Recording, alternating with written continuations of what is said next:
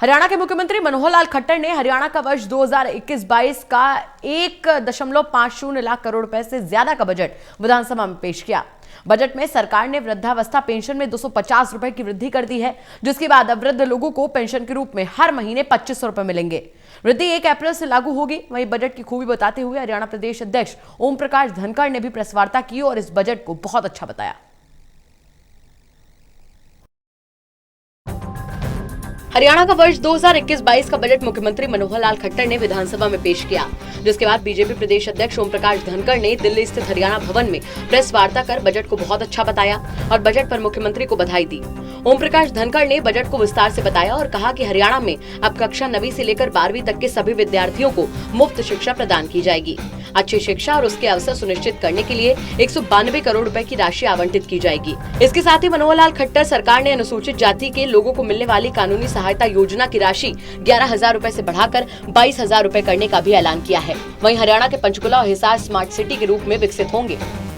कि आज 7 कैटेगरी आयुष्मान में बढ़ाई है, उसमें 5 एकड़ से तक वाले किसान भी हैं और 1,80,000 रुपये से कम आमदनी वाले सब लोग हैं हरियाणा के। उसमें मीडिया कर्मी भी हैं, नंबरदार, चौकीदार, इनको घुमंतु विमुक्त घुमंतु जाति कहते हैं, वो आज़ाद हिंद फौज, जो हमारे इमरजेंसी के विरुद्ध जेल में गए, हिंदी आंदोलन में गए, ऐसे सब लोगों को उसमें कवर किया है।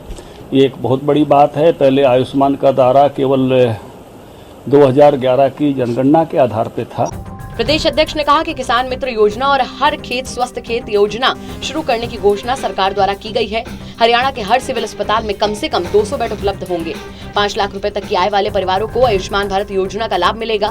प्रत्येक जिला अस्पताल में आईसीयू और प्राइवेट रूम स्थापित होंगे। इसके साथ ही प्रदेश अध्यक्ष ने कहा कि सरकार ने गरीब परिवारों के लिए उनकी आय बढ़ाने की भी योजना तैयार की है और इसके साथ ही नहरों और सौर ऊर्जा के क्षेत्र में भी विकास होगा। पूरे हरियाणा में सरकार पक्की सड़कें करवाएगी, जिससे गाँव से गाँव तक जाने का रास्ता भी पक्का होगा। बिजली विभाग अपनी जमीन पर लगाएगा और 16 मेगावाट लगभग पंचायती जमीन पर लगाएगा। तो एक बड़ी सोलर से इतनी बड़ी क्लीन एनर्जी जो हम कोयला और बाकी की तुलना में लेकर आएंगे, बड़ी बात आई है। एक और बड़ी बात आई है कि ग्रामीण जो है रास्ते हैं 6 क्रम तक के सब पक्के करने के लिए कहा है। तो गांव से गांव जाने वाला कोई भी रास्ता अब कच्चा नहीं रहेगा। इसका ये भी मतलब है कि खेतों में जाने वाले रास्ते भी लगभग इसमें आ जाएंगे।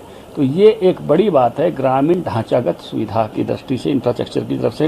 हरियाणा प्रदेश अध्यक्ष ने कहा कि किसानों की आय भी दोगुनी होगी। ऐसे में जब प्रदेश अध्यक्ष से पूछा गया कि किसान लगातार आंदोलन कर रहे हैं, ऐसे में किन तरीकों से सरकार किसानों की आय दोगुनी करने की बात कर रही है, तो जवाब देते हुए प्रदेश अध्यक्ष ने कहा कि आंदोलन केवल अंदेशे के आधार पर किया जा रहा है। किसानों को केवल अंदेशा है कि उनकी जमीन कॉन्ट्रैक्ट पर ले ली जाएगी, लेकिन कानून के तहत कोई भी जमीन कॉन्ट्रैक्ट पर नहीं ली जाएगी।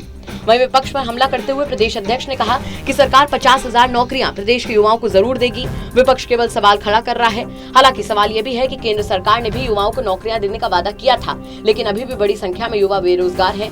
देखना ये होगा कि प्रदेश में किस तरीके से रोजगार के साधन सरकार उपलब्ध करवा पाती है। दिल्ली से टोटल न्यूज के लिए अनमोल कुमार की रिपोर्ट।